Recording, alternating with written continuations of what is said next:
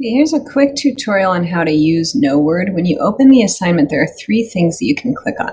You can start to play the game by clicking here, but what I would recommend is first clicking here, and it opens up this document, which is the answers from the Knoword, so you can look at them beforehand if you want to. So it gives you the definition. So a complex human society usually made up of different cities with certain characteristics, stable food supply, social structure, government technology, written language. And then it tells you over here as a hint, it starts with C.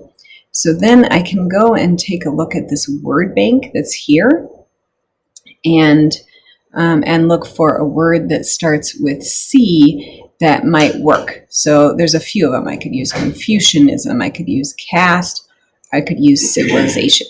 And then when you play, you can go into here and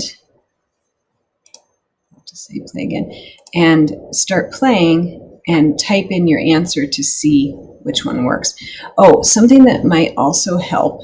Let's go back. Is to change the timer.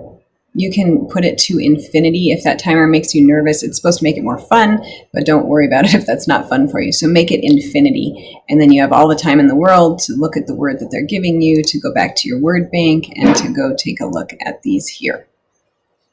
All right. Hope that helps. If you have any questions, please email me or stop by my instructional support hours.